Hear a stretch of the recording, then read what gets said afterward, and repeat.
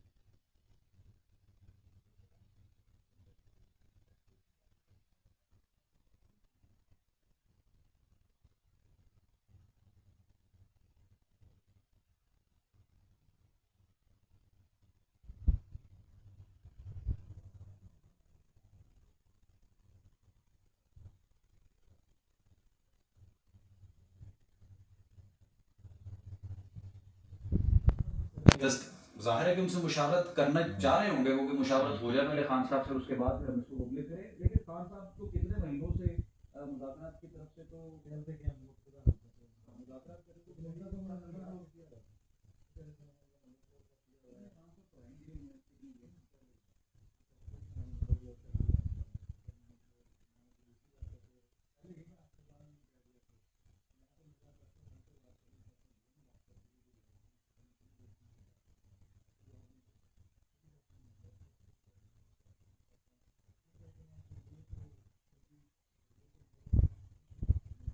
तो इनसे बात तो करो ना।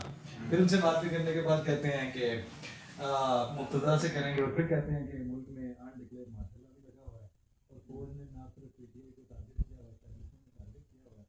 फिर हमने मुलाकात भी की करनी है, काम बात भी नहीं क्या करे, मैं दूध सुना रहे थे, दूध को सुनाना है, दूध को सुनाना है, क्या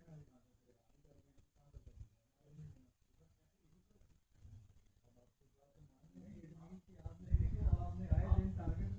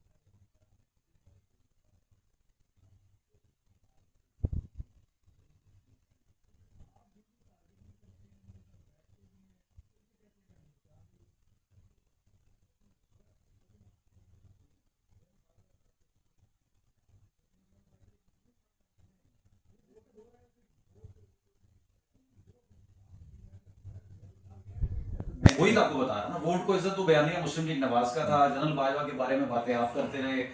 नहीं, जब भी वो बाहर निकलता तब करता है। अब ये जुड़े ना इस बात नहीं तो को। सियासत का तरीका है सियासत सर ये। नहीं तो सियासत तो नाम है, इस्टेब्लिशमेंट सियासत तो के खिदमत साथ होती है। नहीं, इस्टेब्लिशमेंट के साथ पाकिस्तान में जब आपने चलना है तो फिर इसी तरह से सारी सियासी जमातें तो चलती आप तो कह रहे हैं हम बेटे हैं, हम नहीं मानना।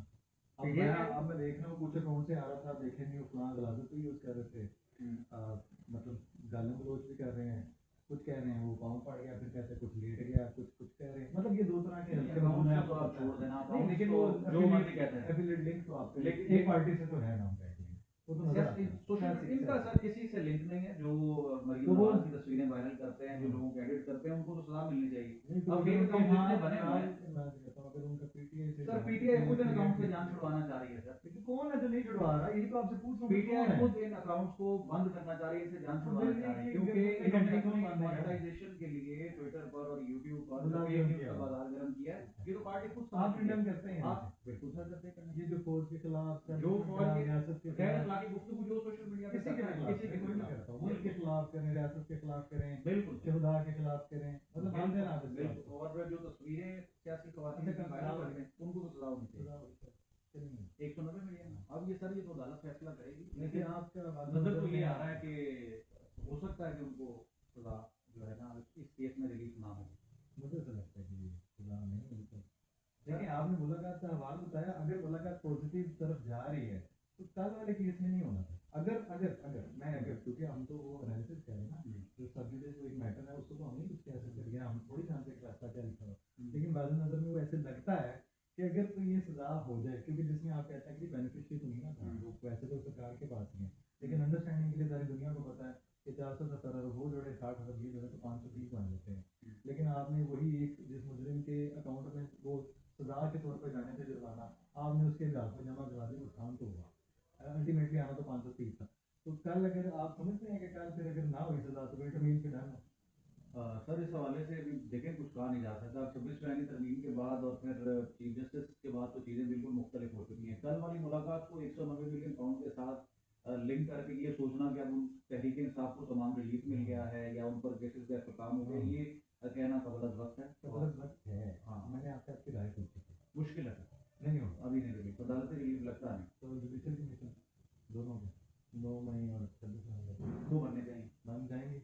नजर नहीं आ होगी रहा। कामयाब मुज़ाकरात कामयाब अभी नहीं होंगे। नहीं होंगे। हम सब बाहर आ जाए, खान साहब का बाहर आना भी इतना आसान नहीं है। 25 नहीं आया, नहीं, 25 में नहीं आया। मुश्किल है। अच्छा, अगर मुझे ऐसा लगता है कि अगर वो हाथ हो रहा है तो वो ISPR का एक बड़ा स्ट्रॉन्ग बयानिया है, आपको मालूम है 9 मई को उन्होंने चार्टा लगाया था, इस पे कोई माफी नहीं है। जी इस तरह फिर मैं यहाँ पर नहीं आया सर, 9 मई के हवाले से नहीं आ रहे, अभी दूसरे इस पे केस तो नहीं आया। 9 मई के मुकदमा हैं ना, 26 नवंबर के भी तो हैं। TGF केस चला हमारी आज कोर्ट में। बिल्कुल। अच्छा, वो असेंबली वाला मामला था, गुजरात में असेंबली तोड़ दी थी, नेशनल असेंबली। सर, वो गैर कानूनी तौर पर वोट ऑफ नो कॉन्फिडेंस अभी टेबल हो चुकी थी, जिसपे आपको पता है कि वोटिंग होनी थी, उस दौरान ही उन्होंने तोड़ दी। तो उनका इस्तेफाक नहीं इसका prime minister. Vote of no confidence article जो आज मैंने पढ़ा है वो अपनी ना से पढ़ा है, मैंने ये कहा है, जब तक vote of no confidence table ना हो इस्तेफाक है।